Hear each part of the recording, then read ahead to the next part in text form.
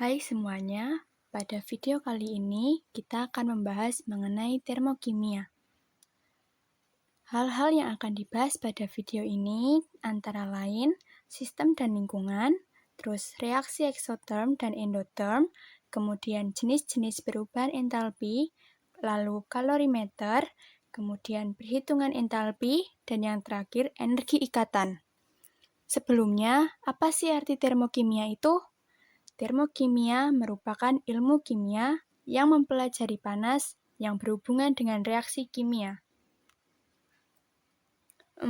Lalu sistem dan lingkungan itu apa ya? Sistem merupakan segala sesuatu yang kita amati. Dalam reaksi kimia yang termasuk dalam sistem adalah reaktan dan produk.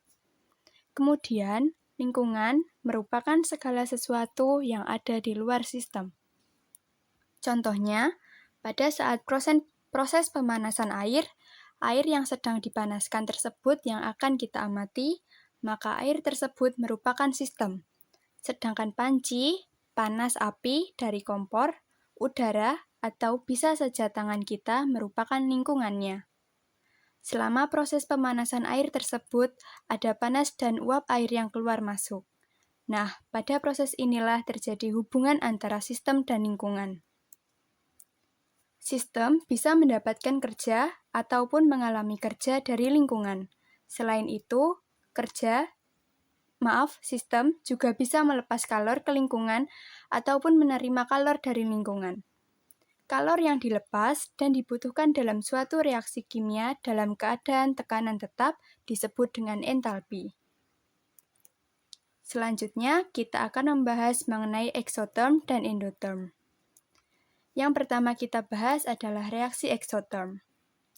Reaksi eksoterm berasal dari kata ekso, exit, yang berarti keluar. Maka dapat diartikan bahwa reaksi eksoterm ini merupakan reaksi yang melepas kalor keluar dari sistem ke lingkungan, sehingga menyebabkan suhu naik. Pada grafik terlihat bahwa letak diagram reaktan berada di atas produk, sehingga energi entalpinya bernilai negatif. Hal ini karena rumus dari delta H adalah entalpi produk dikurangi entalpi reaktan. Karena nilai entalpi produk lebih kecil dari entalpi reaktan, maka menyebabkan nilai entalpinya negatif. Selanjutnya, merupakan reaksi endoterm. Reaksi endoterm ini kebalikan dari reaksi eksoterm, yang berarti ada kalor yang masuk dari lingkungan ke sistem, sehingga suhu reaksinya menjadi turun. Di grafik terlihat bahwa letak diagram reaktan ada di bawah produk, sehingga nilai entalpi produk lebih besar dari entalpi reaktan, yang menyebabkan nilai entalpinya positif. Sebelum membahas mengenai jenis-jenis perubahan entalpi, kita perlu mengetahui dahulu persamaan termokimia. Persamaan termokimia merupakan persamaan reaksi yang meliputi keadaan fisik, jumlah zat, serta kalor yang menyertai reaksi. Nah, contohnya pada reaksi berikut. Yang membedakan persamaan termokimia dengan persamaan reaksi yang biasanya adalah adanya besar nilai entalpi yang disertakan pada reaksi tersebut. Penulisan nilai entalpi itu pun harus menyertakan tanda negatif ataupun positif untuk membedakan apakah jenis reaksi yang sedang terjadi tersebut.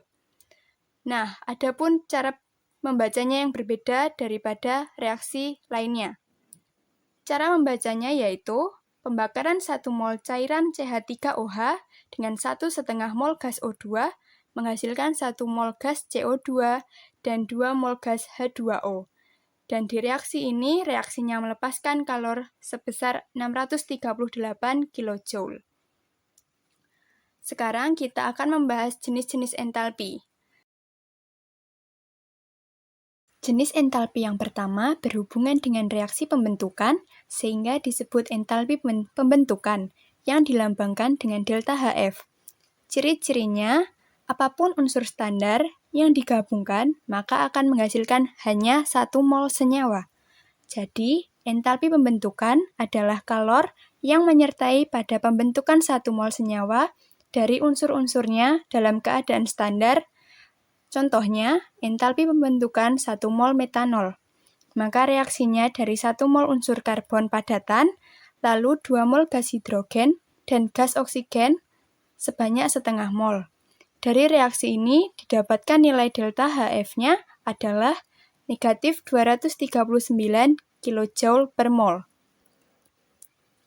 Jenis entalpi yang kedua merupakan kebalikan dari entalpi pembentukan, yaitu entalpi disosiasi atau penguraian, yang artinya 1 mol senyawa yang terbentuk terurai kembali menjadi unsur-unsur pembentuknya dalam keadaan standar. Contohnya, entalpi penguraian 1 mol metanol. Reaksinya tinggal dibalik aja dari entalpi pembentukan tadi. Lalu dengan nilai delta H-nya merupakan kebalikan juga dari entalpi pembentukan tadi. Kalau di entalpi pembentukan tadi nilainya negatif, maka di entalpi penguraian ini nilainya jadi positif. Selanjutnya yakni entalpi pembakaran, yang ciri-cirinya sebuah zat direaksikan dengan oksigen dan menghasilkan produk dalam keadaan standar. Contohnya ialah entalpi pembakaran propana. Reaksinya dengan membakar atau mereaksikan oksigen dengan propana, sehingga menghasilkan gas karbon dioksida dan uap air. Karena reaksi pembakaran menghasilkan suhu menjadi lebih tinggi dari sebelumnya, hal ini menandakan bahwa reaksi itu melepaskan panas, maka nilai dari entalpinya pun negatif. Kemudian entalpi netralisasi, yaitu reaksi antara asam dengan basa menghasilkan garam dan 1 mol air. Jadi dalam entalpi netralisasi adalah kalor yang dilepaskan pada pembentukan 1 mol air dalam reaksi asam dan basa dalam keadaan standar. Contohnya ialah entalpi netralisasi pada reaksi antara HCl dan NaOH yang menghasilkan garam NaCl dan H2O dengan harga entalpinya minus 56,9 kJ per mol. Selanjutnya kita bahas mengenai kalorimeter, yaitu alat yang digunakan untuk mengukur kalor yang terlibat dalam reaksi. Dalam menghitung entalpi, kalorimeter didasarkan pada asas Black. Dalam asas Black, dinyatakan bahwa kalor yang dilepas sama besarnya dengan kalor yang diterima.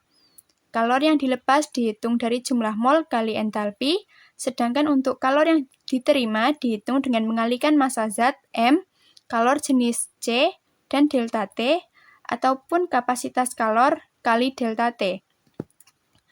Nah, pada kalorimeter ini ada 2 jenisnya, yaitu kalorimeter sederhana dan kalorimeter Bohm. Penggunaan kalorimeter sederhana ini dilakukan pada tekanan konstan, dengan nilai entalpinya sama besar dengan nilai kalor reaksi. Sedangkan pada kalorimeter Bohm, khusus digunakan untuk mengukur kalor pada pembakaran yang volumenya konstan. Dalam kalorimeter Bohm ini, besar nilai energinya sama besar dengan besar kalor reaksi. Kemudian, pada perhitungan entalpi didasarkan pada hukum Hess dan hukum Laplace.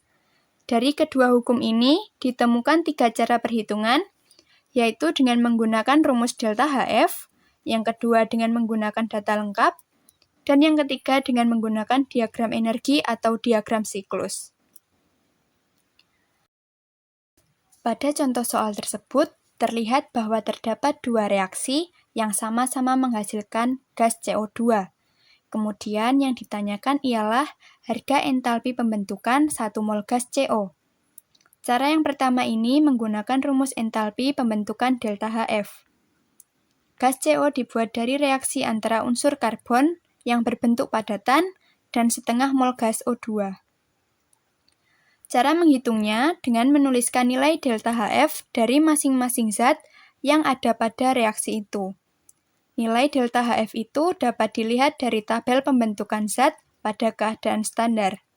Dari tabel itu diketahui nilai delta HF dari unsur C sebesar 0 kJ per mol, lalu gas oksigen juga sama nilainya, dan untuk gas CO sebesar negatif 110 kJ per mol.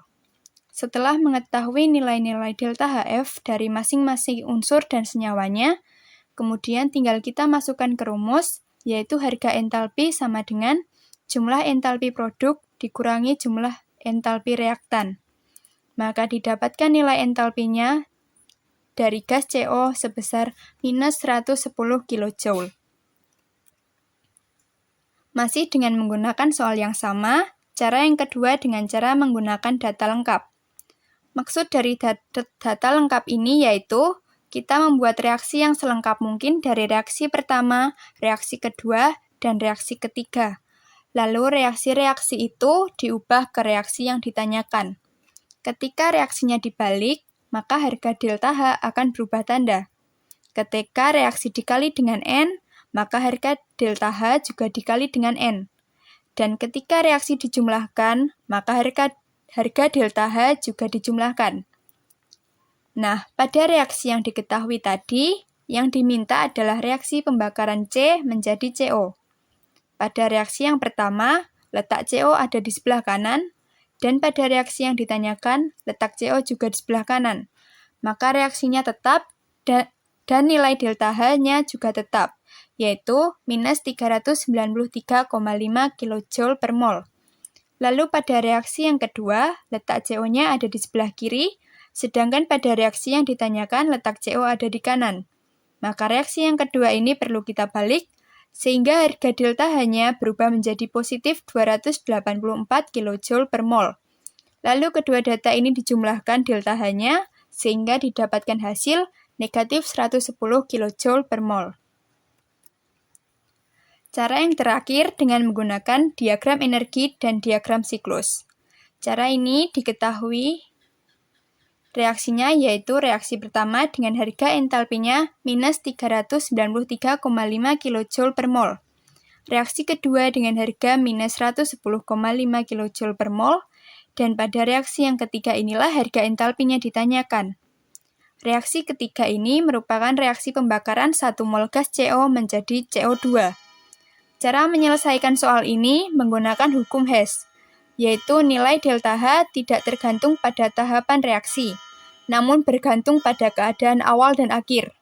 Nilai delta H1 di sini didapatkan dari nilai delta H2 ditambah delta H3.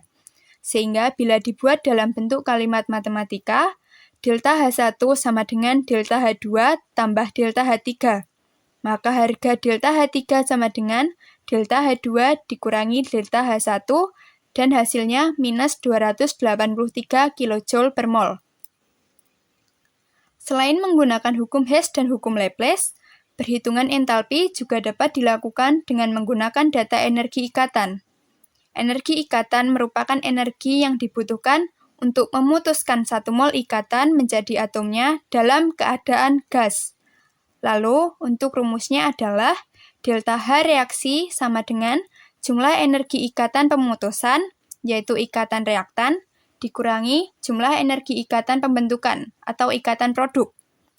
Nah, supaya lebih paham, ayo kita lihat dengan membahas contoh soalnya.